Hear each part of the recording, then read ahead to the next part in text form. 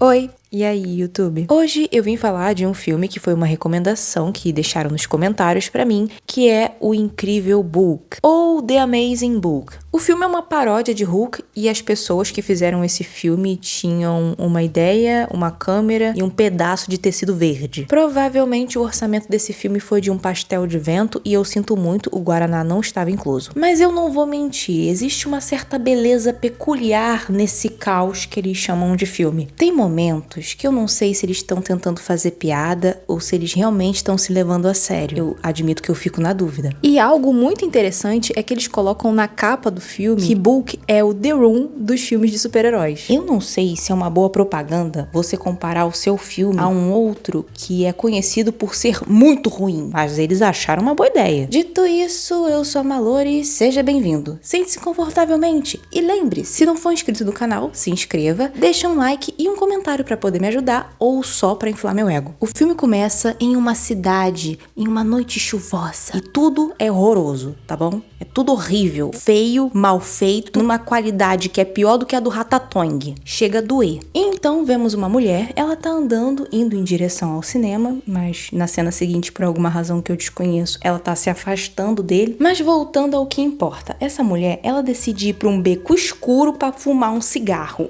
E adivinha, ela foi assassinada. Depois disso, uma massa roxa aparece. E o cara começa a atirar nisso. Ele atira nisso. E assim, eles têm uma arma cenográfica. Mas por alguma razão, na pós-produção, pararam e pensaram o quê? Por que ao invés da gente colocar a cena com a arma cenográfica, por que a gente não faz uma cena com uma arma de CGI? E aí saiu isso aqui.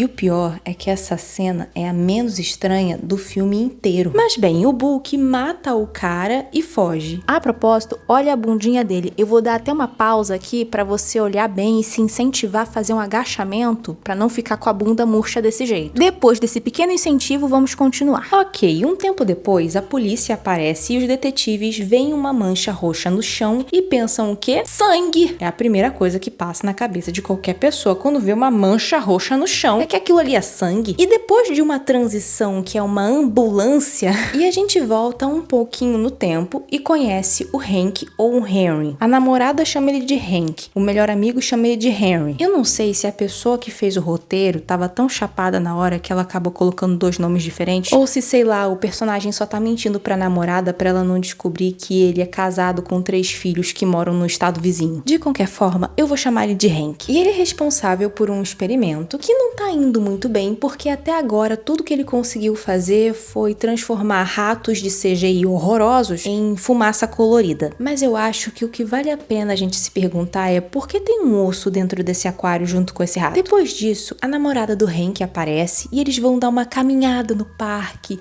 No caso, caminhar é correr no mesmo lugar. Porém, eles demonstram todo o amor que eles sentem um pelo outro. E depois, quando Hank volta pro laboratório, a gente descobre que ele planeja pedir ela em casamento. Só que temos um problema. O sogro do Hank é um militar renomado que não gosta muito da ideia da filha casar com um cientista fracassado que é incapaz de realizar um experimento decente. Depois disso, somos apresentados a um dos vilões desse filme, que é esse cientista tão excêntrico, a namorada dele, que usa essa peruca, e temos, por alguma razão, outro bicho de CGI aqui. Gente, é tão difícil colocar um animal de verdade, se bem que eu acho que colocar qualquer bicho de verdade nesse filme vai ser categorizado maus tratos. Deixa pra lá, fica no CGI mesmo. No dia seguinte, o Hank decide levar a namorada dele num parque de diversões e ele planejava pedir a mão dela em casamento por lá. Só que ele acaba perdendo a oportunidade e aí ele decide que o momento ideal pra fazer isso é na volta pra casa dentro do metrô. O sonho de toda mulher, ser pedida em casamento dentro de um metrô. E a ideia dele foi tão boa que ele foi assaltado. O Hank até tenta reagir ao assalto, e aí a gente tem uma cena de luta que eles estão socando mais o ar do que qualquer outra coisa. Mas no fim, o cara foge com a carteira do Hank e com o anel. Quando o Hank vai deixar a namorada dele na porta de casa, e ele levou ela pra lá de carro. Porque pelo visto o Hank só andou de metrô antes porque ele queria ser assaltado mesmo. Ou fazer um dos piores pedidos de casamento. Isso não importa. O que eu acho interessante de verdade é que quando ela levanta pra sair do carro, ela fica em pé e ultrapassa o teto do carro. Sim, só uma observação mesmo. Achei que seria válido comentar. Mas eles acabam brigando e o Hank decide então voltar pro laboratório e fazer alguns testes. Ele mistura algumas coisas e aí joga numa planta. E como tava parecendo que o teste funcionou, ele achou uma boa ideia injetar em si mesmo. Daí aparece um tornado no laboratório, a mesa começa a voar, e o melhor é que é só a mesa mesmo, né? Porque os objetos que estão em cima dela não estão nem se mexendo. Depois disso, então nós vemos uma mão roxa e corta pra cena em que o Hank tá andando na rua, não sei por que ele está a pé, porque ele tem um carro, e o Hank acaba encontrando o cara que roubou ele no metrô. E aí a gente já sabe, o cara atira na garota, o Hank se transforma em Book, a gente vê uma bundinha, e eu sei que isso aqui era pra ser uma versão esquisita do Hulk, só que tá muito mais pra, sei lá, um Thanos depois de ter um AVC isquêmico. De manhã, o Hank acredita que foi tudo um sonho, só que aí os detetives do início do filme vão até ele pra poder devolver a carteira que tinha sido roubada. Fazem algumas perguntas e ele fica pensando que talvez não tenha sido só um sonho. Ele decide voltar na cena do crime, e aí os policiais aparecem já apontando as armas, dizendo que o Hank deve ser o assassino porque o assassino sempre volta à cena do crime. E depois desse argumento tão incrível, eu realmente fiquei meio preocupada com as pessoas que foram presas por esses dois. O Hank fica meio nervoso, óbvio, né? Porque tem dois desqualificados apontando armas pra cabeça dele. E no final ele acaba se transformando em Book. E o melhor é esse negócio balançando igual um boneco de posto. Daí a gente tem a cena de perseguição mais caótica do mundo. Já começa que eles estão no meio da cidade e por alguma razão tem um bando de container. Tem também carro voando, coisa explodindo. E tirando os detetives e o Book,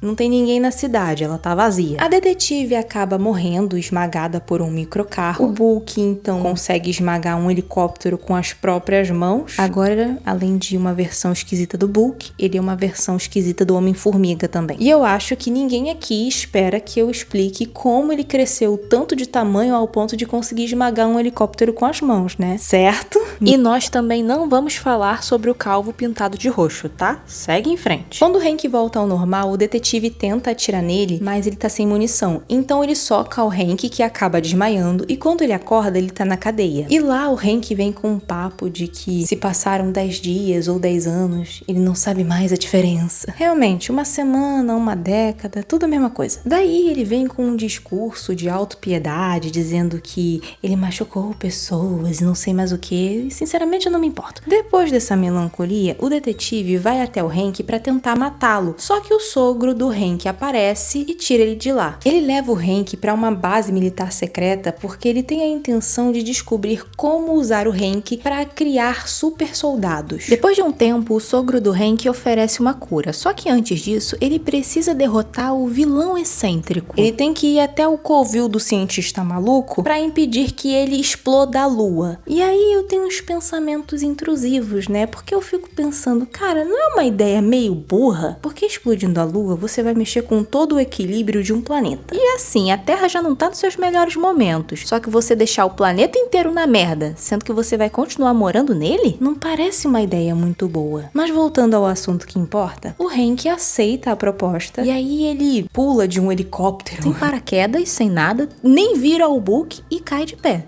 Tranquilamente. O Hank então se transforma em Book, vai até o covil do cientista e eu tenho que presenciar coisas que eu gostaria muito de poder esquecer, como por exemplo uma piada sobre a genitália do Book. Mas o Hank consegue derrotar o cientista maluco e salvar a lua. Só que então ele descobre que mentiram pra ele. Não existe cura. E pior, o velho nunca teve sequer a intenção de deixar que ele saísse vivo de lá. Mas o Hank foge à base de uma música muito emocionante. A gente também tem um Goblin fugindo por um túnel. Eu não sei o que ele tá fazendo aí. Ele só apareceu, ele existe e é isso. O Hank consegue se salvar e vai até a casa da namorada e pede ela em casamento. Por que não? Não é como se ele estivesse dentro da casa de uma pessoa que tentou matar ele com um míssil. A namorada aceita o pedido e fala que vai contar pro pai. E ele diz que ela não pode falar com ele porque ele tentou matá-lo. No início, ela não acredita, só que aí o pai dela aparece, ele e o Hank acabam brigando e os dois caem da sacada. Corta então pra namorada indo visitar o túmulo do Hank. Ela fala que ela tá se sentindo muito sozinha porque o Hank e o pai dela morreram, então ela não tem mais ninguém. Depois disso ela vai embora e o detetive aparece e ele tá prestes a fazer xixi no túmulo do Hank, só que aí a mão do Book aparece. E fim de filme. Óbvio que o filme é ruim, eu acho que ele deve ser ruim de um jeito técnico, narrativo, conceitual, eu acho até que espiritual. Mas o que eu mais gosto nesse filme é o fato de que ele é uma escolha. The Room foi um acidente. Isso aqui foi feito com consciência. Mas se, como eu, você curte uma coisinha meio esquisita, de origem duvidosa, vale a pena você assistir esse filme só pela curiosidade mórbida. Dito isso, esse foi o vídeo. Valeu por assistir até aqui. A gente se vê na próxima.